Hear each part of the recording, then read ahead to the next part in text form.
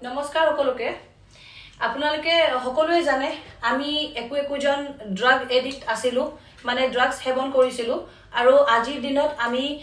drug এডিকশনৰ পৰা ওলাই আহিছো আমি আজিৰ দিনত সুস্থ জীৱন যাপন কৰি আছো মানে ক'ব গলে আমি ৰিকভাৰীত আছো এই ৰিকভাৰী শব্দটোৰ অৰ্থ এজন ড্ৰাগ এডিক্টতকে বেছি ভালকৈ চাগে কোনো বুজি নাপাব এই ৰিকভাৰী শব্দটোৰ মূল্য কিমান কাৰণ বহুত কষ্ট কৰি আমি ৰিকভাৰীত আহো বহুত কষ্ট কৰি আমি এডিকশনৰ পৰা ওলাই আহো গতিকে আমি এই ৰিকভাৰী শব্দটোক আমি পূজা কৰো আমি প্ৰাৰ্থনা কৰো কিন্তু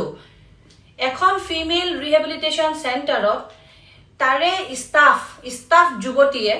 কেনেধৰণে এই ৰিকভাৰী শব্দটো ব্যাখ্যা কৰিছে এই ৰিকভাৰী শব্দটোৰ কেনে এটা উদাহৰণ বা কেনে এটা ডেফিনিশন দিছে আপোনালোকে এই ভিডিঅটো চাওক আৰু নিজে বিবেচনা কৰিব সুজন আৰু মনোৰঞ্জন তো ৰিকভাৰীৰ মেজৰ পাৰ্টটো হৈছে সুদন যিটো বস্তু আমাক লাগে মই পাই থকা নাই সেইটো কাৰণে মোৰ শান্তি হোৱা নাই তো ভগৱানে ঈশ্বৰে যাতে মোৰ সকলো নিডছখিনি পূৰা কৰক আমি ধন্যবাদ গিফ্টৰ কাৰণে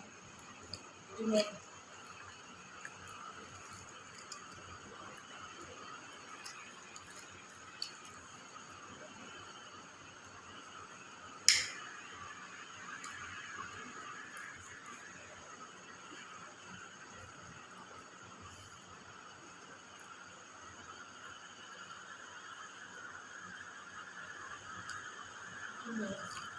বুঝা খাবি না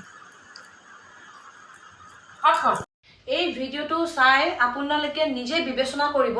যে এছাম মানুহৰ বাবে ফিমেল ৰিহেবিলিটেশন সেন্টাৰ কোন ফালে গতি কৰিছে আজিকালি কেনেকুৱা ধৰণৰ শিক্ষা প্ৰদান কৰা হৈছে ফিমেল ৰিহেবিলিটেশন সেন্টাৰৰ ভিতৰত ষ্টাফসকলৰ দ্বাৰা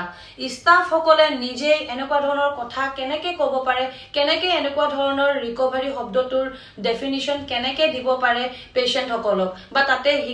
চিকিৎসাধীন হৈ থকা যুৱতীসকলক কেনেকৈ এগৰাকী ষ্টাফে এনেকুৱা ধৰণৰ কথা শিকাব পাৰে বা ক'ব পাৰে সেন্টাৰৰ ভিতৰত ৰিহেব সেন্টাৰৰ ভিতৰত য'ত মানুহে নতুন জীৱন পাবলৈ যায় এটা মন্দিৰৰ নিচিনা সেই জায়গাটো সেই তেনেকুৱা এটা জায়গাৰ ভিতৰত কেনেকৈ ইমান এনেকুৱা অশ্লীল শব্দ কেনেকৈ প্ৰয়োগ কৰিব পাৰে ভিডিঅটো দিব পাই মই খুবেই মোৰ দুখ লাগিছে দিব ইচ্ছা নাছিল কিন্তু উপায় নাই সকলোকে জনোৱাটো দৰকাৰ আছিল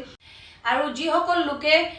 এই যুৱতীগৰাকীক সাপোৰ্ট কৰিব খোজে এই যুৱতীগৰাকীয়ে কৈ থকা কথাখিনি উচিত বুলি ভাবে সেই সকল লোকে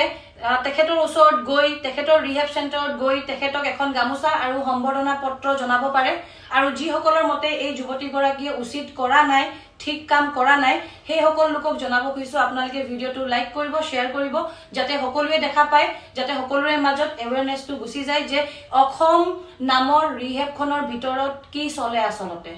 অসম নামৰ ৰিহেবখনৰ ভিতৰত ষ্টাফসকলে কেনেকুৱা শিক্ষা প্ৰদান কৰিছে বা কেনেকুৱা প্ৰদান কৰি আহিছে